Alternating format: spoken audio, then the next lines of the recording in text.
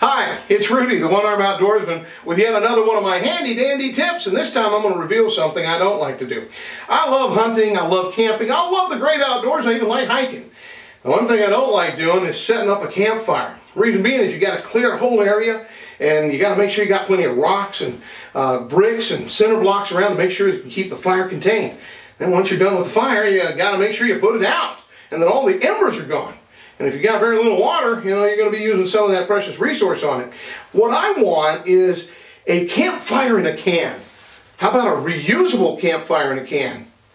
Here's what I found. How about a reusable campfire / heater in a can, and it lasts for about 4 days? Well, let me show you what I'm talking about.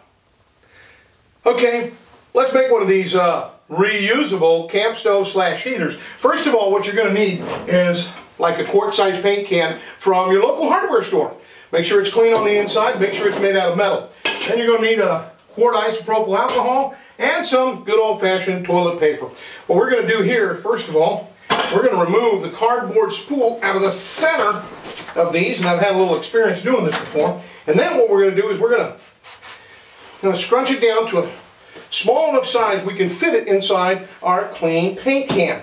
Now, I've had a little experience doing this before, so it doesn't take much to get it in there.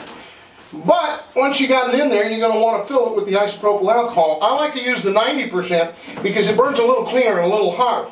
And these things will burn up to 4 days, use off and on, you know, for cooking and warming things up. Neat thing about it is, since it is isopropyl alcohol, you can use it in your deer blind. The deer won't smell it because it's not putting out fumes. Of course, you're going to want to fill this about 3/4 of the way full of alcohol.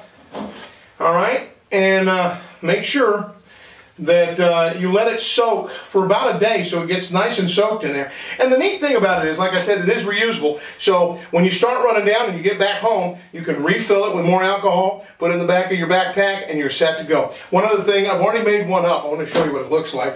And these handy little tools they'll give you when you buy it is to open it up. And as you can see, I've got one already soaking. I've taped my matches and my opener to it, put it on the bottom of my backpack, and I'm set to go. Neat thing is, it's reusable, and you'll find yourself using these over and over and over again.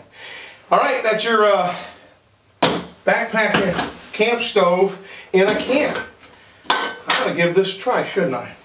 I think I've got one going. What we're going to do is we're going to play it safe. I'm going to move some of this away here. And I'll show you, this is probably one of the best things since sliced bread. I've done this time and time again. How about that? It's your camp stove. You go, oh, how am I going to put it out? You got your lid? Simple as that. Wait till it cools down before you put all your stuff in. There you go. Your camp stove / heater in a can. Happy outdoors, y'all.